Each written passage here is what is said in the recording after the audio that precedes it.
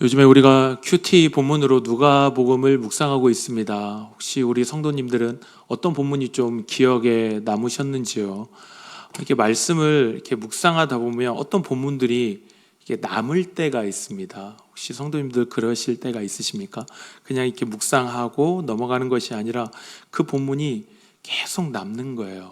남아서 마음에 계속 되새기게 되고, 그 본문이 이런 의미였지. 그런 은혜가 계속 새롭게 돋아나는 그런 본문들이 있는데, 그 중에 하나가 오늘 본문 누가복음 7장의 본문이 저에게는 그런 은혜가 있었습니다. 저의 눈길을 이렇게 마음을 사로잡게 되었던 그 이유 중에 하나가 이 본문이 가지고 있는 독특성입니다. 다른 본문에도 이방 사람이 등장하긴 하지만 오늘 본문의 주인공도 역시 2절에 보시면 어떤 백부장이라고 소개가 되고 있습니다. 어떤 백부장, 이방 사람이죠. 백부장은 기본적으로 로마 군인 100명을 거느리고 있는 지휘관입니다. 우리가 생각할 때는 아이고 100명밖에 안 되는구나 싶으시겠지만, 이 로마는 기본적으로 군단을, 이제 가장 큰 군사 규모가 군단입니다. 그리고 군단을 나눌 때 이 백부장이 100명씩 이런 식으로 세부적으로 나누는데, 그 군단을 이루는 것이 백부장이 이끄는 그 100명의 군사들이라는 거죠. 그래서 이 백부장은 아무나 될 수 있는 게 아니었습니다. 자격도 굉장히 까다롭고, 기본적으로 군 생활을 15년 이상은 해야 이 백부장의 반열에 오를 수 있었고, 백부장이 가지고 있는 그 100명의 군사는 곧 로마를 상징하는 것이라고 할 수 있겠습니다. 그래서 이 백부장, 이방인인 겁니다. 근데 이방인의 사건을 가지고 예수님께서 지금 가르침을 주고 있다는 거죠. 우리 기본적으로 성경은 캐넌입니다. 이 캐넌이라는 단어는 이스라엘의 갈대라는 단어에서 파생된 겁니다. 이스라엘 백성들은 어떤 치수를 재거나 기준을 세울 때 갈대를 가지고 했습니다. 즉 성경이라는 것은 믿음의 사람들이 어떻게 살아갈 것이냐라는 그 기준을 제시하는 책입니다. 그러니 놀랍지요. 이스라엘 백성들, 아브라함의 자손이라고 말하는 언약 백성이라고 말하는 그 사람들의 삶의 기준을 말하는데, 이방인의 사건을 가지고 예수님께서 말씀하시더라라는 겁니다. 심지어 9절에 보시겠습니까?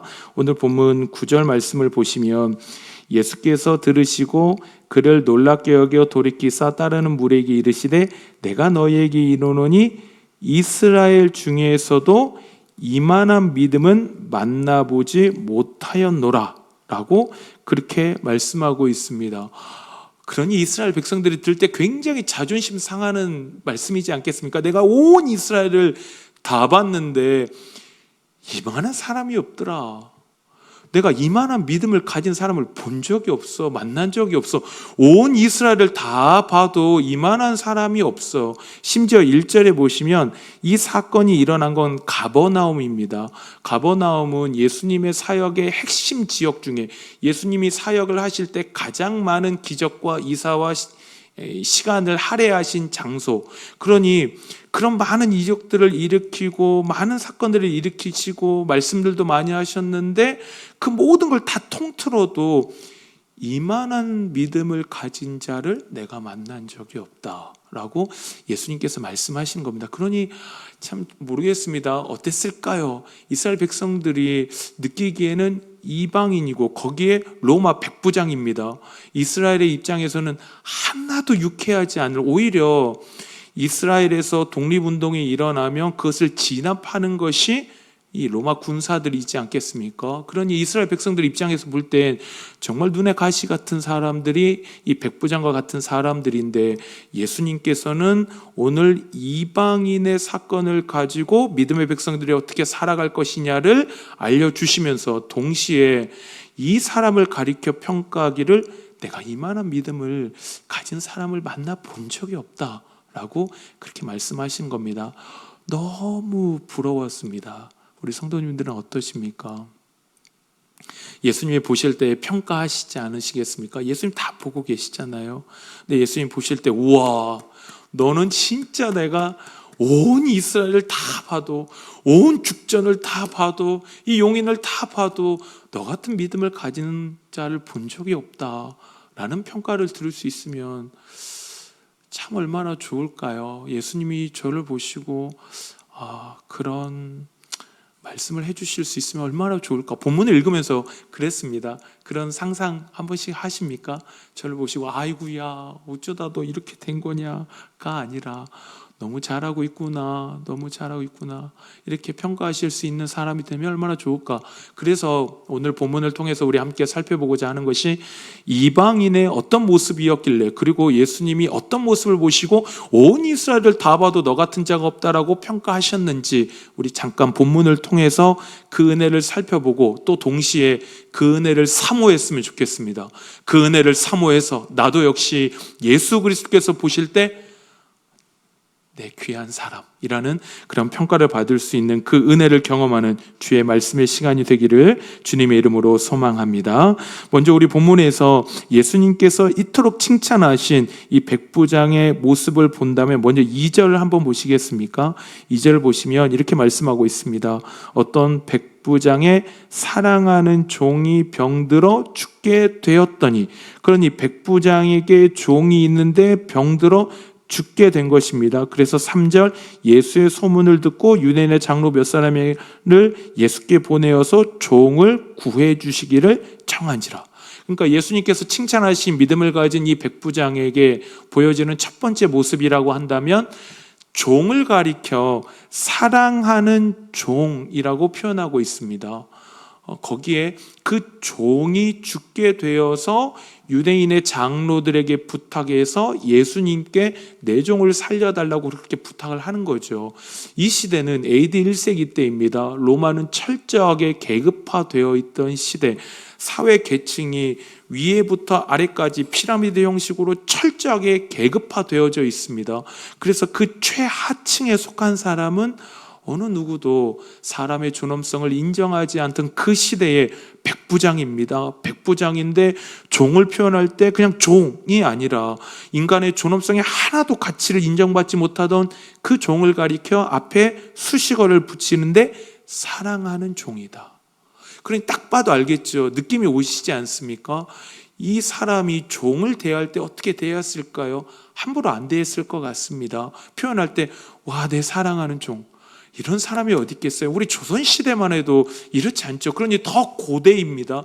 훨씬 더 고대 AD 1세기 때라고 한다면 종을 어떻게 다루었겠습니까?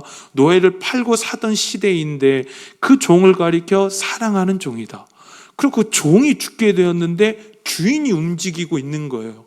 그러니 이 백부장의 모습, 예수님께서 이토록 칭찬하신, 극찬하신 이 백부장의 첫 번째 모습은 사람을 귀하게 대하는 사람이구나 라는 것을 볼 수 있는 것 같습니다. 사람을 함부로 대하지 않고, 힘이 있다 해서, 지위가 높다 해서 함부로 대하지 않고 귀하게 소중하게 여기는 것, 이거 진짜 어려운 것 같습니다. 다들 아시지 않습니까? 정말 조그마한 힘만 가져도 갑자기 정신을 못 차리는 것 같습니다. 사람이라는 게 계속 스스로를 돌아보지 않으며 그 늪에 빠져 있는지도 모르게 만드는 게 힘과 이 권력이지 않겠습니까? 그런데 이 이방인인 백부장은 종을 귀하게 여기는 사람이었구나라는 것을 우리가 이 본문을 통하여 알 수 있는 것 같습니다. 그 다음에 우리 백부장의 어떤 모습을 볼 수 있냐면 5절 한번 보시겠습니까? 5절에 보시면 제가 읽어보겠습니다. 그가 우리 민족을 사랑하고 또한 우리를 위하여 회당을 지었나이다. 그러니까 특이하게 이 이방인 이 백부장의 종이 죽게 되었으니 고쳐달라고 유대 장로들을 예수님께 보내지 않습니까? 그러니까 관계가 좋았다라는 거죠. 그 관계가 좋았던 그 핵심적 이유 중에 하나가 회당을 지어주었다라는 겁니다. 회당은 우리로 말하면 유대인들이 율법 읽고 예배하던 그 장소입니다. 그걸 이 백부장이 지어주었다라는 거죠. 그래서 기본적으로 우리가 이 본문을 통하여 백부장에 대해서 알 수 있는 건 사람을 귀하게 대하는 사람이었구나. 그 다음에 회당을 지어준 걸 보니 이 기독교 신앙이 어떤 것인지 아마도 저는 잘 몰랐을 거다라고 생각합니다. 다만 예수님의 소문을 들었을 것이고 이 기독교에 대해서, 유대교에 대해서 그렇게 적대시하지 않는, 오히려 호감을 가지고 굉장히 좋은 관계를 맺고 있던 사람, 그게 우리 본문을 통해 볼 수 있는 백부장의 모습이라 할 수 있겠습니다. 그렇지만 이거 가지고 예수님이 이렇게 칭찬하진 않으셨을 겁니다. 만약에 예수님께서 온 이스라엘을 다 봤는데 너 같은 믿음을 가진 자가 없더라, 이유가 사람을 귀하게 대하는 거, 이거 굉장히 중요한 걸 겁니다. 근데 저는 이것 정도를 가지고 회당을 지어주었다 해서 예수님이 이렇게까지 칭찬을 하시겠나, 그렇지 않을 거다라고 생각을 하는 거죠. 그러면 예수님께서 이렇게 극찬을 하신 이유가 뭘까?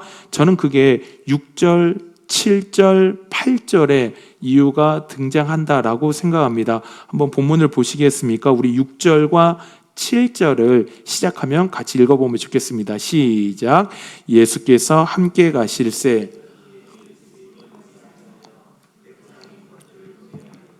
주여 수고하시지 마옵소서. 내 집에 들어오심을 나는 감당하지 못하겠나이다. 그러므로 내가 주께 나아가기도 감당하지 못할 줄을 알았나이다. 말씀만 하사 내 하인을 낫게 하소서.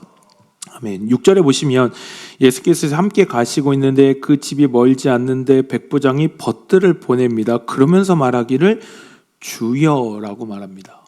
여기가 이제 우리가 익숙하게 알고 있는 헬라어 퀴리오스라는 이 단어입니다. 주여, 주라는 거죠. 7절에서도 보시겠습니까? 내가 주께 나아가기도. 이 백부장의 고백입니다. 백부장이 지금 사실 예수님은 우리한테는 너무 귀한 분이고 너무 존귀한 분이지만 백부장이 볼 땐 그냥 나사렛 촌동네입니다. 그 촌동네의 이 목수의 아들인 그냥 한 청년, 사실 예수님의 나이가 AD 1세기로 보면 우리의 청년과는 다른 개념이긴 하지만 여하튼 우리 이해로 본다면 그리 나이 많지 않은, 대단하게 유명하지 않은 랍비 중에 그래도 사람들에게 지혜를 전하는 유명한 선생 정도이지, 지금 백부장이 고백하는 건 주여입니다. 주여, 주, 나의 주인이라는 고백입니다. 이 주라는 고백 자체가 갖고 있는 게 이 소유권과 지배력입니다. 그러니까 당신은 나에게 소유권을 가지고 있는 분입니다.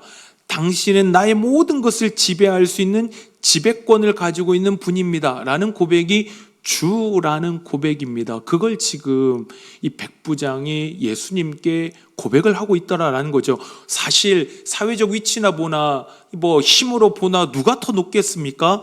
백부장이 훨씬 높습니다. 너 와, 그럼 와야 됩니다. 가라, 그럼 가야 됩니다. 로마의 지배를 받고 있던 시대인데 이 백부장이 고백하기를 예수 그리스도를 향하여 주여, 주께라고 그렇게 고백을 하더라라는 거죠. 참 어떤 마음이었을까요? 저는 정말 우리가 고백하는 그 주와 동일한 고백이었다 싶은 것입니다. 그래서 저는 그렇게 생각합니다. 예수님께서 온 이스라엘 가운데 이만한 믿음을 가진 사람을 본 적이 없어 라고 표현하시는 그 이유, 저는 그 중에 하나가 바로 예수 그리스도를 존귀하게 여기고 귀하게 여기는 그 마음, 예수님을 소중하게 여기는 마음. 우리 그런 거 있지 않습니까? 너무 소중하면 함부로 못할 때가 있죠. 너무 소중하면 이분에 대해서 함부로 못하는 그 예수 그리스도를 향한 그 경배하는 마음, 주의 이름을 소중히 여기는 마음, 그 마음을 우리 주님께서 귀하게 여기셨다라고 생각합니다. 우리 이 익숙함이라는 단어가 있습니다. 익숙함. 이 익숙함이라는 단어 앞에 서게 되면 그 내가 누리고 있는 본래의 가치들을 다 잃어버리게 되는 게 있습니다. 익숙하니까요.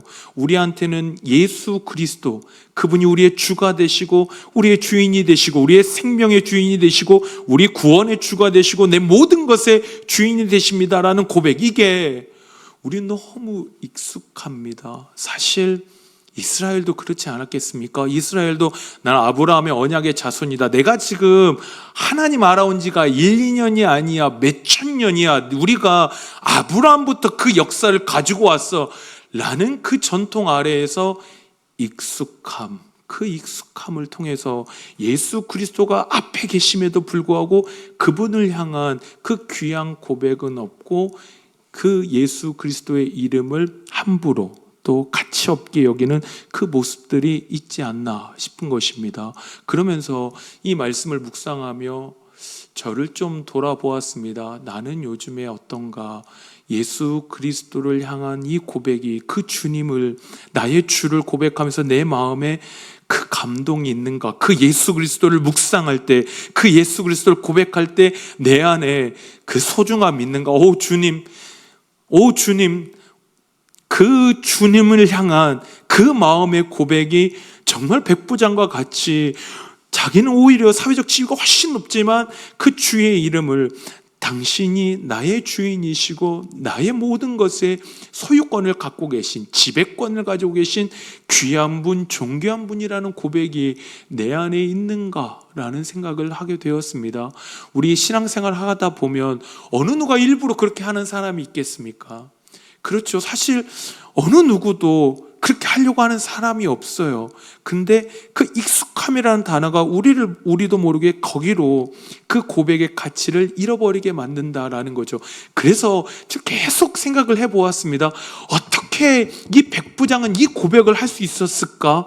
이 백부장은 대체 어떻게 이 고백이 나올 수 있었을까? 왜 나올 수 있었을까를 제가 묵상하고 고민하면서 그리고 내린 결론, 저는 그 고백이 있었기 때문이라고 생각합니다.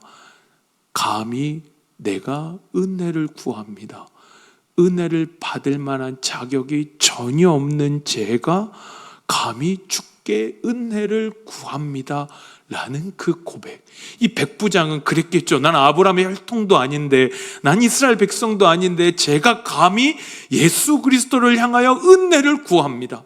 내가 감히 아무 자격 없고 아무 공로 없고 아무것도 주님 앞에 내어놓을 것도 없고 내세울 것도 없는, 아무것도 아닌 제가 주의 은혜를 구합니다 라는 그 고백이 저는 백부장 안에 있었다라고 생각합니다. 그 고백이 있으니 그 주님 앞에 나갈 때 이스라엘 백성들은 당연시 여기죠. 내가 혈통이 누군데, 내가 몇 년을 믿어왔는데, 이런 게 아니라 제가 감히 주의 이름을 부르며 주의 은혜를 구합니다. 저 같은 자가, 자격 없는 자가, 공로 없는 자가 은혜를 구합니다 라고 그 주님 앞에 자신의 그 감사한 마음, 그 주님이 귀하다 보니 나올 수 있는 고백, 그 주, 나의 주인이라는 고백이 나온다라는 것이죠. 제가 생각해 보니 예수님의 이름을 언제 이렇게 소중히 여겼을까? 언제 이렇게 귀하게 여기며 내가 그렇게 고백했던 때가 언제였을지 하고 돌아보니 다들 그러시지 않을까 싶은데, 교회를 처음 나갔을 때, 그때였던 것 같습니다. 교회 처음 나갔을 때 어떠셨습니까? 저는 처음에 너무 무서웠습니다. 특히 통성기도가 너무 싫었어요. 통성기도 할 때는 와, 여기는 내가 있을 곳이 아니다라는 확신이 들었습니다. 뭔 말하는지도 하나도 모르겠고 막 하는데 진짜 무슨 이상한 집단에 온 것 같고 무섭고 막 이랬는데, 제가 교회에 와서 그때 참 교회를 너무너무 가기 싫었고 엄마 때문에 억지로 다녔는데, 제 마음에 첫 번째 감동된 사건이 하나 있었습니다. 그게 이 강 권사님이 저희 고향교회에 계셨는데, 그 권사님이 참 등치가 참 크셨어요. 그래서 그분이 이렇게 안으면 도망도 못 가요. 그런 거 있잖아요.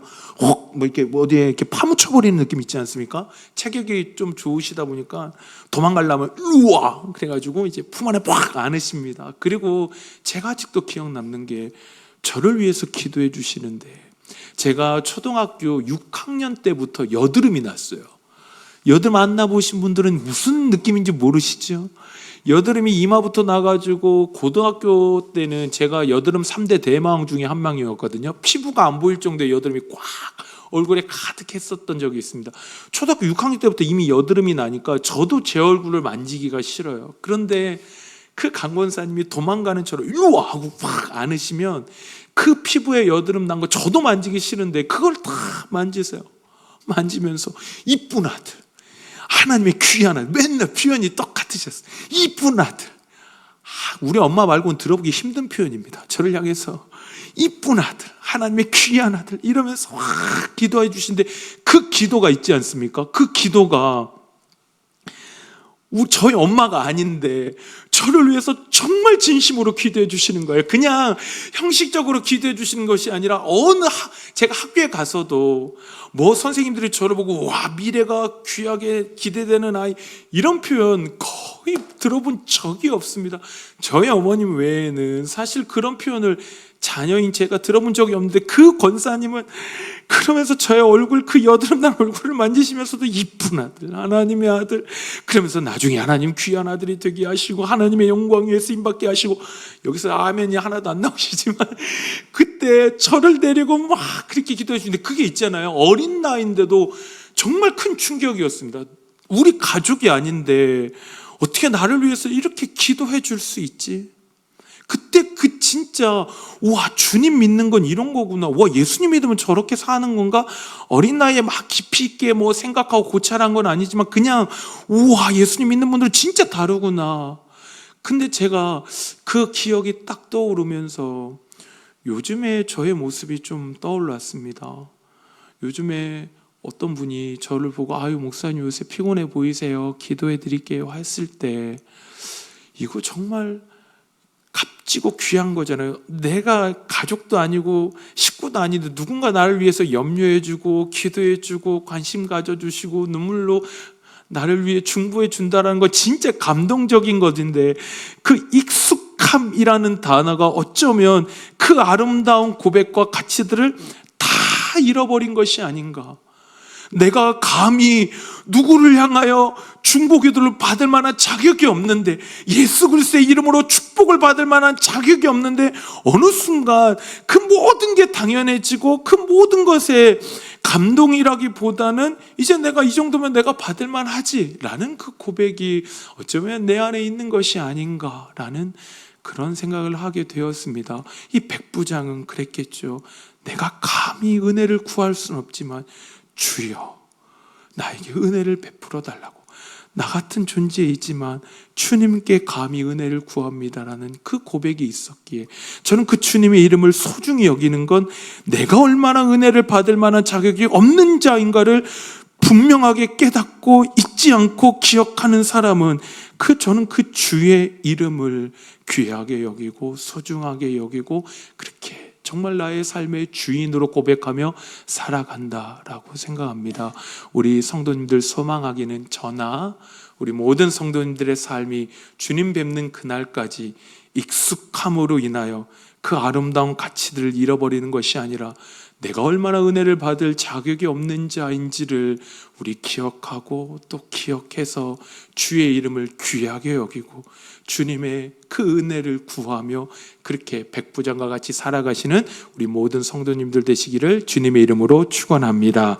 그 다음에 한 가지만 더 보면 7절 한번 보시겠습니까? 우리 7절을 같이 한번 읽어보면 좋겠습니다. 시작. 그러므로 내가 말씀만 하사 내 하인을 낳게 하소서. 지금 백부장이 고백하고 있는 건 내가 주께 나아가기도 감당하지 못할 줄 알았나이다. 말씀만 하사 내 하인을 낳게 하소서. 이 엄청난 믿음이다라는 거죠. 지금 하인한테 와서 지금 예수님이 어떠한 기적을 일으키고 손을 얹든지 뭐를 바르든지 어떤 행위를 하지 않더라도 말씀만 하사, 말씀만 하시면 하인이 나을 겁니다. 이걸 백부장은 믿고 있는 거예요. 그러니까 지금 한치의 의심도 없는 겁니다. 못할 수도 있다, 안 될 수도 있다, 이게 아니라 지금 가지도 않았습니다. 그런데 고백하기를 말씀만 하십시오, 말씀만 하시면 하인이 나을 겁니다 라는 그 믿음의 고백. 그러니 예수 그리스도를 향한 그 신뢰, 우리 주님이면 하실 것이다, 우리 주님이 못하실 게 어딨겠느냐, 우리 주님이시면 한다, 우리 주님이시면 하신다. 그 주께서 하실 것에 대한 신뢰와 확신, 그 믿음의 고백이 이 백부장을 통하여 고백되더라라는 것입니다. 말씀만 하십시오, 가시지 않아도 말씀만 하셔도 나을 겁니다 라는 그 고백이 이 백부장 안에 있었다라는 것입니다. 우리 신앙생활이 뭘까요? 저는 그렇게 생각합니다. 우리 신앙생활을 막 복잡하게 설명하다면 또 복잡하게 설명할 수 있겠지만 결국에 그거이지 않겠습니까? 하나님을 향한 신뢰를 지켜내느냐 못 지켜내느냐의 싸움이지 않을까 싶습니다. 신앙생활 한다는 것이 무슨 의미냐? 하나님을 향한 그 신뢰하는 마음이 있지 않습니까? 그 마음을 지켜내느냐 아니면 그 마음이 무너지느냐. 때로는 현실이 너무 무섭죠. 저도 목사인데도 너무 내 앞에 현실이 무서울 때가 있습니다. 그러면 우리 안에 그 하나님을 향한 신뢰의 마음이 흔들릴 때가 많은 것 같습니다. 전 참 부끄럽게도 목사인데도 한치도 흔들림이 없는 것이 아니라 때로는 일희일비할 때도 있고 좌로나 우로나 치우칠 때도 있고 우리의 믿음이 내 앞에 놓여진 문제와 현실 앞에 이렇게 갔다가도 저렇게 갔다가도 그렇게 하더라는 거죠. 그래서 저는 신앙생활이 뭘까? 뭐 다양한 정의를 내릴 수 있겠지만 전 그 중에 하나는 그 주께서 하실 일들을 신뢰하며 견뎌낼 수 있느냐, 주를 향한 그 신뢰의 마음을 내가 지켜낼 수 있느냐의 싸움이지 않을까 싶은 겁니다. 우리 창세기 15장 말씀을 잠깐 한번 보여주시겠습니까? 창세기 15장 1절부터 6절에 보시면 그 유명한 이 아브라함과 하나님의 그 대화의 장면이 나오고 있습니다. 보시면 이후에 여호와의 말씀이 환상 중에 아브라함에 의하여 이르시되 아브라함아 두려워하지 마라. 나는 내 방패고 너의 지극히 큰 상급이다. 아브라함이 이르되 주 여호와여 무엇을 내게 주시려 하나이까? 나는 자식이 없습니다. 나는 나의 상속자는 이 다메섹 사람 엘리에셀밖에 없어요. 그러니 아브라함이 지금 75세 때 갈대 우르를 떠나서 지금 하나님의 부르심 앞에 갔는데 자식 준다 해놓고 뭐 하늘의 별과 같이 말해놓고 자식이라고는 지금 있을 수가 없는 겁니다. 그러니 내 상속자는 지금 자식이 어디 있습니까? 얘 엘리에셀밖에 더 있습니까? 이거 번역만 이렇게 해놨지 저는 살짝 비꼬는 느낌, 살짝 버릇없는 느낌이 아니었을까 싶습니다. 아이고 제가 뭐 자식이 어디 있습니까? 하나님, 제가 뭐 지금 제 눈앞에 현실이 아무것도 없는데 이런 어떤 저는 뉘앙스이지 않았을까 싶습니다. 그러면서 아브라함이 또 이르되 주께서 내게 씨를 주시지 아니하셨으니 내 집에서 기른 자가 내 상속자가 되어야지 않겠습니까? 라는 그런 푸념 섞인 그 투정을 이 아브라함이 하지 않습니까? 그러니 우리 때로는 현실이 너무 무서우면 믿음의 조상이라 할지라도 그 신뢰하는 마음이 흔들리죠. 그때 여호와의 말씀이 아브라함에 임하십니다. 그러면서 내 상속자가 아니라 내 몸에서 날 자가 내 상속자가 될 거다라고 하나님께서 다시 한번 그 말씀을 주시죠. 잡으십시오. 새로운 말씀을 주신 게 아닙니다. 이미 아브라함이 알고 있었던 말씀, 그런데 현실 앞에서 그 말씀이 흔들릴 때가 있죠. 이 말씀이 진짜 되겠나 싶을 때가 있습니다. 그렇게 내 마음에 그 하나님을 향한 신뢰의 마음이 흔들릴 때 주께서 하시는 건 기적이 아닙니다. 더 대단한 기적을 보여주신 것이 아니라 이미 주셨던 말씀, 그 말씀을 다시 한번 깨닫게 하시고 다시 한번 들려주시는 거죠. 그래서 그 말씀을 주셔서 그를 이끌고 밖으로 나가 이르시되 너 봐라, 저 별을 봐라, 셀 수 있냐? 그에게 이르시되 내 자손이 이와 같이리라. 이것도 새로운 게 아닙니다. 이미 하나님이 주시는 그 은혜, 그 약속의 말씀을 다시 떠올리게 하신다라는 거죠. 맨날 새로운 게 아니라 이미 내가 알고 있는 말씀을 다시 한번 온전히 깨달을 때 그 하나님을 향한 신뢰의 마음을 붙잡는 겁니다. 보십시오. 그럴 때 하나님께서 뭐라 평가하시죠? 일을, 그 믿은 그 일을 그의 의로 여기셨더라. 하나님이 의로 여기신 것은 내 눈앞에 있는 현실이 아닌 그 위에 계신 하나님이 하실 것을 그 신뢰함으로 지켰던 그 믿음, 하나님이 하실 것이다 라는 그 믿음의 고백, 그 고백을 할 때 하나님이 평가하시기를 너 의롭구나 라고 평가를 하신다라는 겁니다. 그래서 로마서 4장 18절 말씀입니다. 우리 같이 한번 로마서 4장 18절 시작하면 같이 한번 읽어보면 좋겠습니다. 시작.